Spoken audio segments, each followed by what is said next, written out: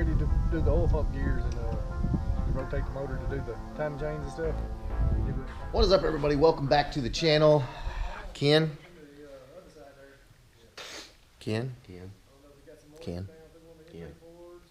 What? We got issues, dude. Yeah, we've got major issues. So, guys, all right. I was actually shooting a oil pump gear video on the Gen 1 because there are some differences with the timing procedures between the Gen 1 and Gen 2, and they're pretty significant enough for me to warrant me to make another video. But in the process, we go to turn the engine to, let me get it better for you guys.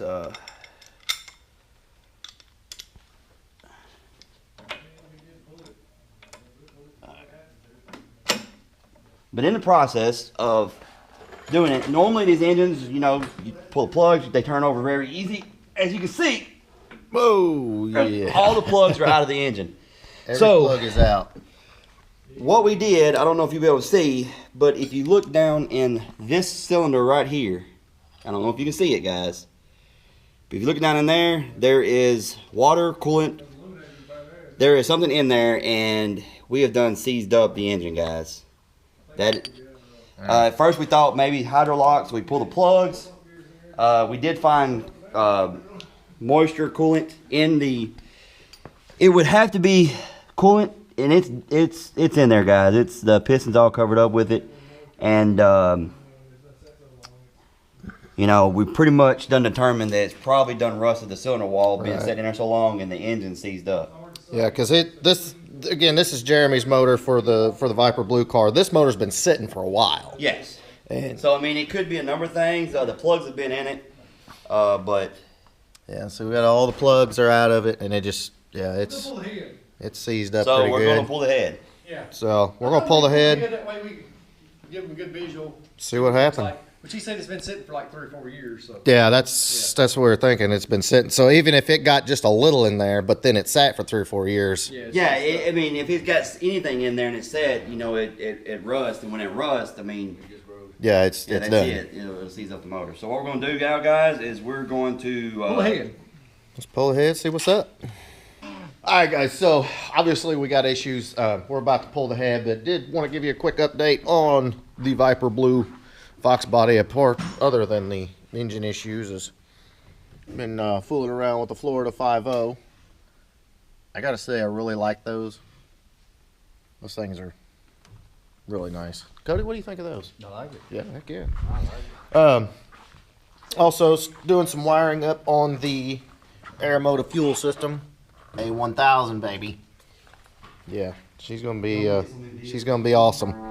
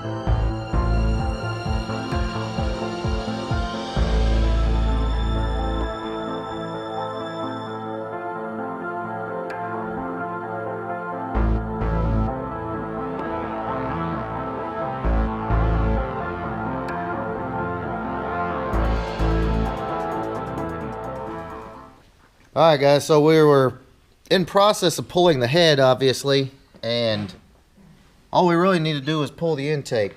We're going to pull the head, too. Well, yeah, we'll pull the head, too. You got a flashlight? Well, of course. This is crazy. Holy God. So both cylinders are screwed. Yeah, both of them are. Head. Holy crap. Well, this one, too. Look at this one. Well, no, that's not compared to bad, them, yeah. Compared to them. Oh, yeah, that's she look on at that side, too. Yep. Yeah, that don't happen when it's been sitting. Yeah, that's true. Man, that is Here you go. crazy. Rockers and stuff in here. Yep. As soon as she's through, I'm gonna get a little video. She is toast. So again, guys, we are gonna go ahead and pull this head off real quick, but man, you just don't ever know. Again, we don't know. You know, Jeremy's had this motor for several years. Not 100% sure where he bought it. I mean, man, you got to be careful. And guys, I would normally keep track of what I'm doing with these, but since this motor has failed, right, we're not going to reuse these, so I don't have to keep track of where I pull them out from. But normally, if you were pulling them out from an engine that already been ran, you want to put them back in the same exact location. Right. This is all we're doing is yanking apart. Because obviously, as you just saw, this engine is toast. So we're going to pull the head off and just see if there's anything that may be salvageable. I mean, who knows? But it looks like the head and at least 2 cylinders. Actually 3, because this one right here. Well, if you use the head, you'd have to have the head completely reworked. Right, yeah. And then, of course, checked and everything like that. But so, yeah, it's not good news, but let's get this head off.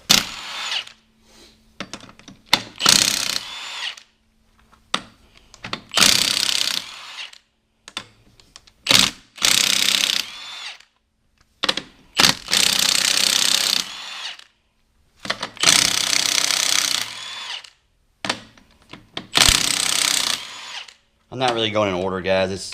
This head's pretty much.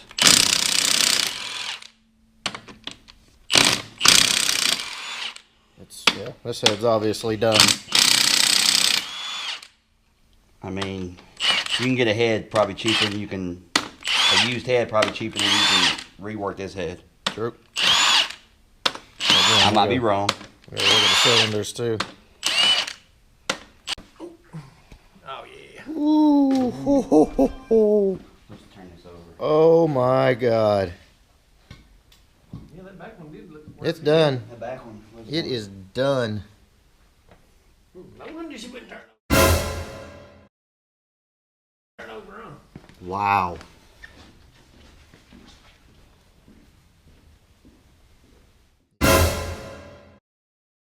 Yeah, it's been in there for a while. You know, and it might have been just a little bit of water whenever they pulled the engine out, but after sitting so long. Doesn't take much. No, it really doesn't. I mean, it's bare metal. It's a shame, too. Wow. Put a screwdriver in there, Ken. I guess is that just straight coolant sitting right there? Get the screwdriver. Yeah, there's one sitting right there on the. I guess that's just straight coolant.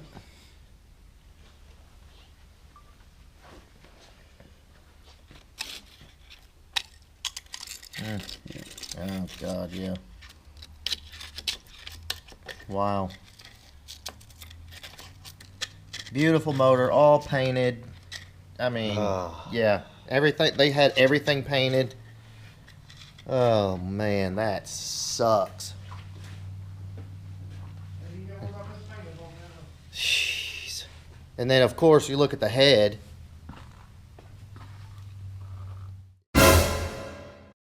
Yeah. Man, yeah, these valves are done.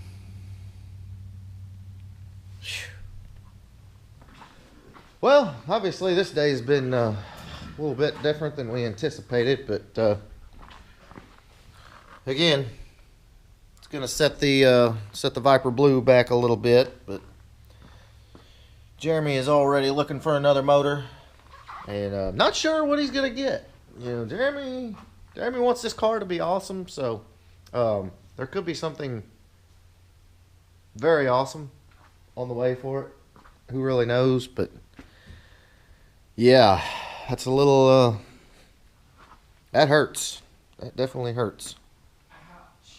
So, in the meantime, since we're not going to be able to do much on that car at the moment, we need to check on some things. Namely, got this curious fuel system here. Kind of curious. And you're looking at this, and this has 4. No, well, That's tri-curious, huh? 3. Yeah, that's tri-curious. That's got 3 pumps in it. I just wonder what in the world are we building out here that's going to need 340 LPH pumps. It's Stay tuned. I put that All fuel pump right, up y'all. behind the bumper there. Fit good. We got Brian's car. Dover is tearing it up on Brian's car. He's already got all the power by the hour brackets on it. Got the radiator in it. Starting all the wiring, stuff like that. PCM is mounted. So we're gonna get Brian on the road. Brian was a little nervous about all the wiring, but getting it. Already got the battery mounted and power lines run. Got the power steering cooler in. So Brian's car will be rocking and rolling for shortly, and we'll have another one to cruise around with. So as always, guys, because I know that Lee and George and Jeremy and all the guys that are having their cars built here watch the videos because they want to see updates on their car, I got to get you an update on Lee's car. Obviously, it's still over here. The long and tedious process of smoothing the engine bay is moving along. And it is looking good. Guys, if you have never done one of these jobs, you can't rush it. I mean, you just got to sit and sand and fill and sand and fill. And if you don't believe me, go back and watch where we smoothed my engine bay. Man, that took forever. But obviously, it's going to be worth it. So Lee, there you go, buddy. Your car is, it's getting there. It is definitely getting there. Once this whole part is done, the engine bay is what takes the longest. That's when things can really start to move along, you know, provided you've got all the parts. It's just, you know, getting through that engine bay. Like I said, it just takes forever. So we're going to wrap this one up.